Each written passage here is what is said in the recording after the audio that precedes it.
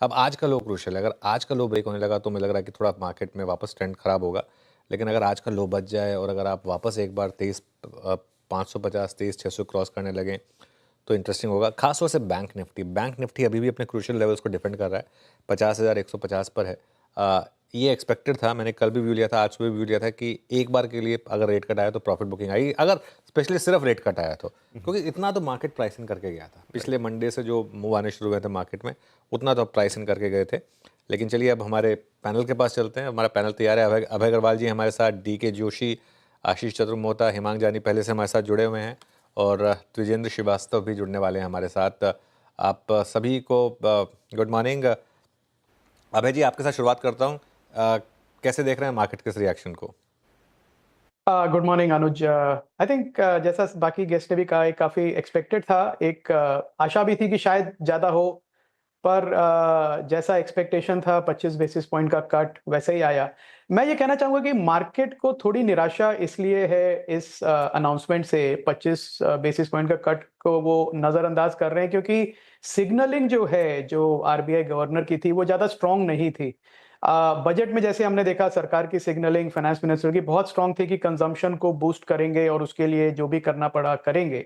एक positive reaction था। पर आज का जो स्पीच है, और ये गवर्नर को मैं कोई दोषी नहीं मानता इसके लिए, वो अपना काम कर रहे हैं, पर जो मार्केट एक्सपेक्ट कर रहा था कि सिग्नलिंग होगी कि स्ट्रांग की अब रेट कट डाउनवर्ड साइकिल में हम जाएंगे, वो बिल्कुल भी नहीं थी। पॉलिसी स्टैंस अभी भी न्यूट्रल है, अभी भी डेटा डिपेंडेंट है। तो इसके लिए मुझे लगता है मार्केट में जितनी आशा थी उससे कम मिला। पर एट द सेम टाइम जो हम बात करते थे कि कंजम्पशन ड्रॉप है, उसमें एक ईएमआई कॉस्ट बढ़ी है, उसका भी एक योगदान है। तो मुझे लगता है कि एक वंस इट सेटल्स डाउन तो मार्केट उसको पॉजिटिवली लेगा कि जो डिस्क्रिशनरी कंजम्पशन है, ऑटोज का, होम बाइंग का, होम इंप्रूवमेंट का, जो रुक गया था फेस्टिवल सीजन के बाद, होपफुली उसमें थोड़ा पिकअप आएगा। अनुज। DK जोशी साहब, क्योंकि आप आवाज़ MPC में भी थे और आपकी भी एक्सपेक्टेशन थी कि 25 बेसिस पॉइंट की कट आएगी और वो आ गई। बाकी जो पैरामीटर्स आरबीआई ने दिए, चाहे वो इन्फ्लेशन को लेकर हों, चाहे वो जीडीपी को लेकर हों, और तमाम चीज़ें जो गवर्नर साहब ने कही, क्या वो इन लाइन ऑफ एक्सपेक्टेशन है और कैसे देखेंगे उसे? नहीं, मैक्रो इकोनॉमिक एनवायरनमेंट जो उन्होंने अगले साल के लिए पेंट किया है, वो हमारी एक्सपेक्टेशन है उससे काफ़ी अलाइंड है।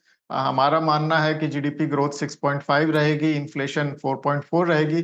उनका सिर्फ 20 बेसिस पॉइंट का डिफरेंस है, जो कि अभी इस हालात में इतनी अनसर्टेनिटी और वॉलेटिलिटी है, उसको नजरअंदाज कर सकते हैं। तो ब्रॉडली आई थिंक दी जो ग्रोथ मोमेंटम है उसको वो मेंटेन होते हुए देख रहे हैं।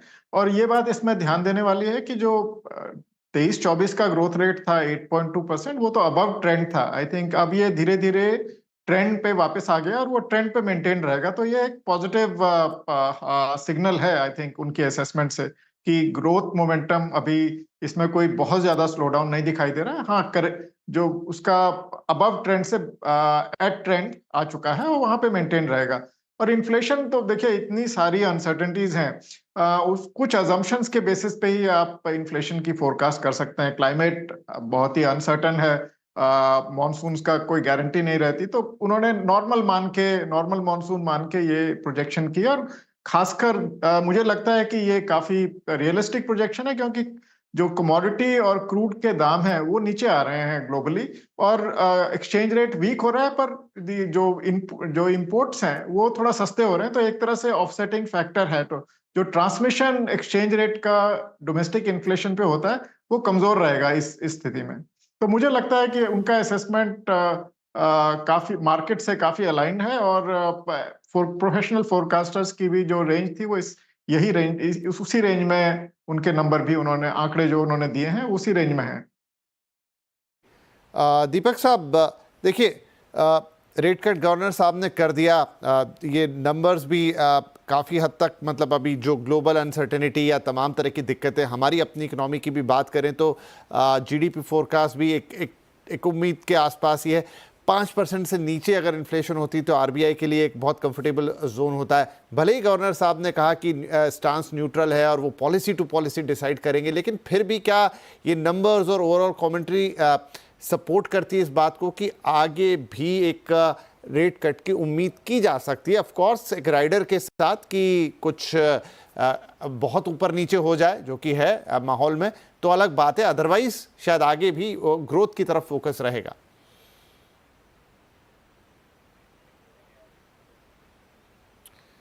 ठीक है, तो आशीष भाई ये सवाल आपसे ले लेता हूं मैं, माफ कीजिएगा। जी, तो देखिए बिल्कुल गुड मॉर्निंग। देखिए मेरे हिसाब से 25 बेसिस रेट कट की तो एक्सपेक्टेशन बाजार लेके ही बैठा था। अब जो बाजार ने आप थोड़ी सी देख रहे हैं लिक्विडेशन की पोजीशन बन रही है, बाजार ने रिएक्ट किया है नेगेटिवली, उसका सिर्फ एकमात्र कारण ये है कि जो फ्यूचर की गाइडेंस है उसको लेकर के मार्केट काफी होपफुल था, जो आज सिग्नल बाजार को नहीं मिला, एक न्यूट्रल सा स्टैंस मेंटेन रहा। तो जब हर बार ये नंबर जो है वो डेटा डिपेंडेंट रहने वाला है, तो फिर मार्केट इस समय पे जो पोजीशन बना के गया था या एक बहुत ही एक कंफर्ट क्रिएट करके गया था, वो कहीं ना कहीं वो पोजीशन का लिक्विडेशन देखने को आपको नजर आ रहा है। अब जहां तक कि हमारा मानना है कि मार्केट कैसे रीड करेगा, देखिए मार्केट ओवरऑल बैंकिंग फाइनेंशियल्स को पॉजिटिवली रीड थ्रू कर रहा है। एक तो वैल्यूएशन की वजह से भी काफी कंफर्ट बना हुआ है, दूसरा अभी जो एसबीआई के नंबर्स आए 14% क्रेडिट ग्रोथ आया, उसको भी मार्केट कहीं ना कहीं ठीक ठाक रीड कर रहा है। तो अब मेरा ऐसा मानना है कि बहुत ज्यादा डिप आएगी नहीं, ये मार्केट से ये जो इंडेक्स है वो शायद थोड़े साइडवेज रहेंगे। बैंक निफ्टी की बात करूं तो 49,500 49,600 ब्रॉडली एक बड़े सपोर्ट के तौर पर काम करेंगे, but at the same time अब क्योंकि कोई बड़ा कमेंट्री पॉजिटिवली नहीं आया है, तो 200 डे मूविंग एवरेज जो कि मेरे हिसाब से 50,700 के आसपास है, उसको ये क्रॉस करने में भी एक थोड़ा चैलेंज रहेगा। तो ब्रॉडली एक रेंज मेरे ख्याल से बाजार के अंदर में बनी रहेगी और एक साइडवेज सा मूव हमें बाजार में एक्सपेक्ट करना चाहिए आने वाले कुछ दिनों के लिए। चलिए बाजार की इस कमेंट्री को थोड़ा आगे ले जाते हैं। सुंदरम म्यूचुअल फंड के सीईओ फिक्स्ड इनकम दिव्येंद्र जी भी हमारे साथ हैं। श्रीवास्तव साहब, तो देखिए बजट हो गया, वहां से जो एक बड़ा पॉजिटिव आना था आ गया, क्रेडिट पॉलिसी भी हम मानेंगे जितना पॉजिटिव इसमें से हो सकता था हो गया। ये दो बड़े इवेंट थे जो इकोनॉमिक साइड पे देखे जा सकते थे। हाल फिलहाल में अब आगे कुछ नहीं है, यहाँ से फिर किस तरह से मूव करेंगे हम? हमें गुड मॉर्निंग। तो हमें क्या दिख रहा है कि ये एक इस फर्स्ट पॉलिसी ऐसी है, एक तो नई पॉलिसी कमेटी है, काफी सारे लोग जो डिसीजन मेकर्स हैं वो सब नए हैं। इसमें 25 बेस पॉइंट कट करना इज द फर्स्ट रिकग्निशन कि भाई ग्रोथ भी इशू है। अभी तक आपका ये ग्रोथ एक इशू नहीं है, ये एक मादा चल रहा था, अब वो ग्रोथ को फोरफ्रंट पे लेकर आए हैं। और एक इम्पॉर्टेंट पॉइंट जो हमें समझ में आया है कि भाई इन्होंने पॉलिसी टू पॉलिसी देखने का मतलब है कि अगर ग्रोथ आपकी अच्छी नहीं रहेगी, उसका बैलेंस अच्छा नहीं रहेगा इन्फ्लेशन के साथ में, तो वो ग्रोथ पे देख सकते हैं। तो आगे और एक जब रेट कट आता है, ये सीरीज आता है, चाहे वो शैलो हो, लेकिन वो आपका सीरीज आता है। तो आपका चाहे 2 आए, 3 आए। अब मार्केट का आंकना है कि ये 3 अभी 75 बेसिस पॉइंट का रेट कट साइकिल रहेगा। और हमें भी लगता है शैलो रेट कट साइकिल ही रहेगा, क्योंकि ग्लोबल एनवायरनमेंट काफ़ी वॉलेटाइल है और रुपी हम लोग नेट इंपोर्टर्स हैं। हमारे नेट इंपोर्टर होने के कारण हमें करेंसी मार्केट में नज़र कड़ी रखनी पड़ेगी और उस हिसाब से देखा जाए तो ये पॉलिसी में जो एक्शन लिया गया है इस टाइम के हिसाब से बिल्कुल ठीक है। आगे अगर ग्रोथ सफ़र करेगी, हम इंटरनली ओरिएंटेड इकोनॉमी है कंपेयर टू अदर इकोनॉमीज़, तो हमारे को अपनी डोमेस्टिक ग्रोथ पे फोकस रखना पड़ेगा, क्योंकि हमारे ग्रोथ से काफ़ी फ़र्क पड़ता है इकोनॉमी पे। तो मुझे लगता है ये रिकग्निशन आ गया है अभी पॉलिसी में। चलिए, ये इंपॉर्टेंट चीज़ है कि ग्रोथ पे फोकस आया है। आगे अकॉर्डिंग टू द सिचुएशन उस पर कॉल ली जाएगी, लेकिन फोकस अगर आप क्लियर कर रहे हैं तो बहुत बेहतर। अबे साहब, एक चीज़ जो और अश्योर की उन्होंने, हालांकि कोई रोड मैप उसका नहीं दिया, वो ये कि लिक्विडिटी की कमी नहीं होने देंगे। तो ये एक बड़ा अश्योरेंस है उनकी तरफ से। अलग अलग मेजर्स, चाहे वो बात रेपो रेट की हो या किसी और तरीके से लिक्विडिटी इन्फ्यूज करें, लेकिन उन्होंने कहा कि लिक्विडिटी को ध्यान में रखेंगे और उनके फोकस में रहेगी। नहीं, आई थिंक ये जो बात है ये तो आरबीआई का मैंडेट है, तो इस बात को बार बार कहना उसका कोई मतलब नहीं है। ये तो आरबीआई का काम है कि लिक्विडिटी उनको एम्पल रखनी चाहिए। तो ये कोई मार्केट के लिए हमारे लिए भी कोई बड़ा सिग्नल नहीं है, एक एश्योरेंस है, क्योंकि बीच में हमने देखा था beginning of the year tightening हुई थी, काफी शॉर्टेज थी रुपये की, पर फिर वो आरबीआई ने सप्लाई किया थ्रू ओएमओ। तो मुझे लगता है कि इन एन एनवायरनमेंट जहां पे क्रेडिट ऑफटेक अभी भी काफी पुअर है, लिक्विडिटी सप्लाई इतनी बड़ी प्रॉब्लम नहीं है फॉर द लॉन्ग टर्म। और ज्यादा जरूरी ये है कि RBI, finance ministry, industry ministry, ये सब मिलके एक वर्चुअस साइकिल क्रिएट करे, जहां पे कंजम्पशन बढ़े, कंजम्पशन की वजह से प्राइवेट कैपेक्स बढ़े और प्राइवेट कैपेक्स की वजह से एम्प्लॉयमेंट बढ़े और उसकी वजह से वापस कंजम्पशन बढ़े, तो ये एक वर्चुअस साइकिल में जाने में आरबीआई का योगदान है। पर वो सारा आरबीआई का ही मैंडेट नहीं है। आरबीआई अपनी तरफ से जो कर सकता है वो करेगा। एट द सेम टाइम उनका प्राइमरी मैंडेट है कि इन्फ्लेशन को मैनेज करें, तो अपने मॉनेटरी टूल से वो करेंगे। मुझे लगता है मार्केट का शायद एक्सपेक्टेशन बहुत ज्यादा था इस बजट से, इस मॉनेटरी पॉलिसी से। जो था उन्होंने बता दिया, एक गाइडेंस भी है न्यूट्रल। अब मार्केट को यही असेस करना पड़ेगा कि अर्निंग्स पे, कॉर्पोरेट अर्निंग्स पे इसका बजट का क्या जॉइंट इम्पैक्ट होगा। तो आई थिंक वो इस क्वार्टर के रिजल्ट्स आएंगे तब हमको पता चलना शुरू होगा। एक ग्राफिक्स आपकी स्क्रीन पर हैं तो थोड़ा देख लेते हैं कि देखिए इस समय जो लोन बोरोवर्स हैं, लोन लेने वाले, उनके लिए थोड़ी रिलीफ तो आई है। और एक एग्जांपल आपके लिए यहाँ पर कि 25 बेसिस पॉइंट की जो कटौती हुई है तो कितनी रिलीफ आपके लिए यहाँ पर बनी है। तो देखिए, अगर होम लोन है 50 लाख रुपए का 20 साल के लिए लिया हुआ है, अगर आपने 8.5% के आसपास लिया था तो आपकी ईएमआई में एक बहुत बड़ा तो नहीं लेकिन 800 रुपये के आसपास का अंतर आएगा हर महीने। तो आप समझ लीजिए कि साल भर के कुछ 10,000 रुपये के आसपास आप बचा पाएंगे और ओवर द पीरियड एक बड़ा अमाउंट तो बन ही जाएगा। तो इतनी रिलीफ ज़रूर मिली है लोन लेने वालों को, और ख़ासतौर पे होम लोन, क्योंकि डायरेक्टली अब रेपो रेट से कनेक्टेड हैं और तमाम तरह के और भी लोन्स। लेकिन एक एग्जांपल के लिए यहाँ कि एक रिलीफ हल्की सी सही लेकिन इस रेट कट से आती हुई। डीके जोशी साहब, गवर्नर साहब ने ये भी कहा कि आगे चलते हुए हम चीज़ों को देखेंगे, एनालाइज करेंगे, डिसीजंस लेंगे, लेकिन एट द सेम टाइम उन्होंने कहा कि ग्रोथ पे फोकस रहने वाला है, वो हमारी एक प्रायोरिटी रहेगी, एक बैलेंस अप्रोच रहेगी।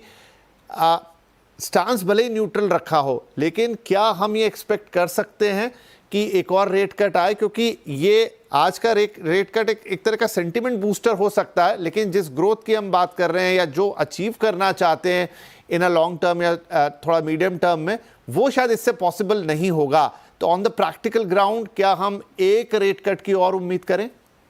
नहीं, बिल्कुल हमारा मानना यह है कि रेट कट, जैसा कि अभी बताया जा रहा था, कि वो सीरीज में टिपिकली आता है, पर अभी ये सिचुएशन जो ग्लोबल है वो इतनी ज्यादा वॉलेटाइल है। अभी आपने देखा होगा फेड ने अचानक पॉज कर दिया और वो जितने रेट काटने की उन्होंने गाइडेंस दी थी अब उससे कम काटेंगे। तो ये सभी सेंट्रल बैंक्स में इस तरह से ये डिलेमा अभी खड़ा है कि ग्रोथ किस और इन्फ्लेशन किस डायरेक्शन में जाएंगे। फोरकास्ट तो है बेस केस, पर वो उसके फोरकास्ट के जो वॉलेटिलिटी है वो भी ज्यादा हो गई है। तो इसलिए कोई इतना सर्टन नहीं है कि उनके जो नंबर्स वो प्रेडिक्ट कर रहे हैं वो प्ले आउट करेंगे। तो इस स्थिति में मैं ये कहूंगा कि डेटा ड्रिवन पॉलिसी काफी हद तक हो जाती है।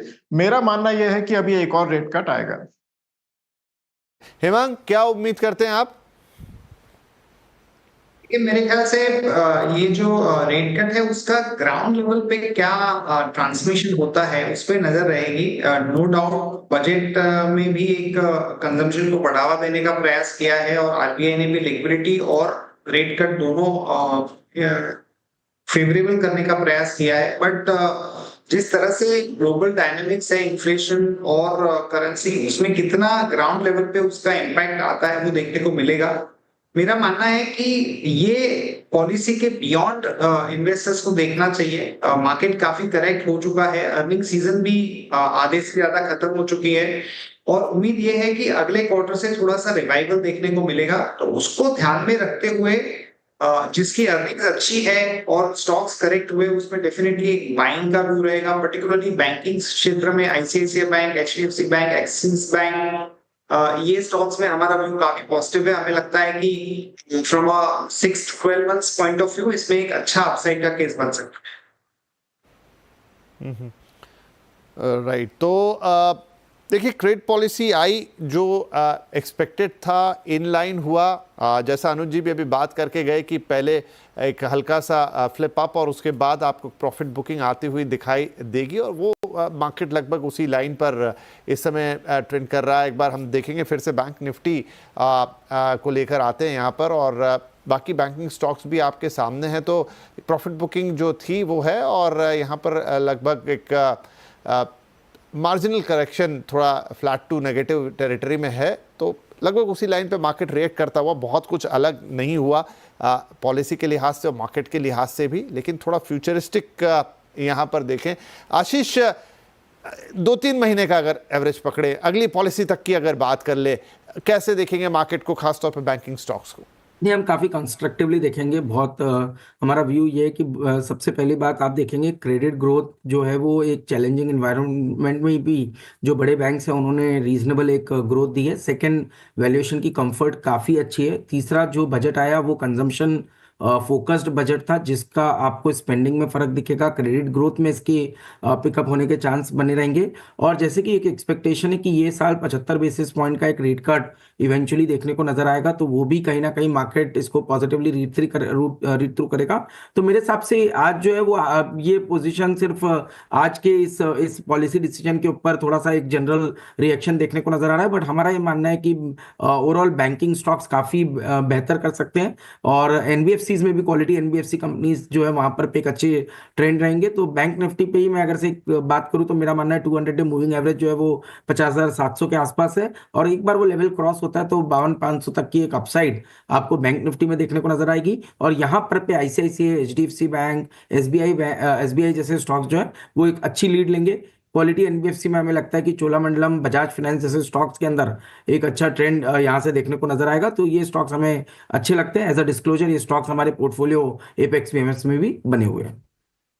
रुजिंद्र, शायद थोड़ा ऑप्टिमिस्टिक हो जाएगा ज्यादा ये कहना, लेकिन क्या बिटवीन द टू पॉलिसीज भी आरबीआई की तरफ से कोई अनाउंसमेंट ऐसी या कोई रिलीफ हम एक्सपेक्ट कर सकते हैं? आ सकता है अगर कंडीशंस बहुत ज्यादा खराब हो, ऐसा दिख नहीं रहा है अभी। इस टाइम पे आपका कोई कंडीशन ऐसी खराब हो, आपने देखा पीएमआई नंबर सब तगड़े हैं। हमारे को क्या लग रहा है कि जिस तरीके से बाजार इसको अभी देख रहा है वो ऑब्वियसली एक्सपेक्टेशन से पे डिलीवर हुआ है, एक्सपेक्टेशन से ज्यादा डिलीवर नहीं हुआ है, तो इसलिए मार्केट थोड़ा डिसअपॉइंटेड है इस टाइम पे। और मेन चीज है कि क्रेडिट ग्रोथ अगर आप देखोगे तो न्यूट्रल पॉलिसी उन्होंने रखी है। लिक्विडिटी जनरली गवर्नर साहब ने भी बोला लिक्विडिटी टाइटन होती है इस क्वार्टर के टाइम पे। क्रेडिट ग्रोथ ऑलरेडी मॉडरेट हो रहा है, तो क्रेडिट ग्रोथ जब मॉडरेट होता है वो स्ट्रांगली जीडीपी ग्रोथ से लिंक्ड होता है। अगर क्रेडिट ग्रोथ आपका अच्छा और हमारा बैंकिंग सिस्टम से ही क्रेडिट जाता है तो ग्रोथ आपका शायद इतना तगड़ा नहीं रहेगा आगे जाके। और अगर ग्रोथ इतना तगड़ा नहीं रहेगा, मोस्ट लाइकली आप देखोगे कि कट्स आते रहेंगे। तो वो इसलिए क्योंकि अभी हमारा ये मानना है कि इनका नजरिया ग्रोथ की तरफ आ गया है और अभी प्रेस कॉन्फ्रेंस में थोड़ा और क्लियर हो जाएगा।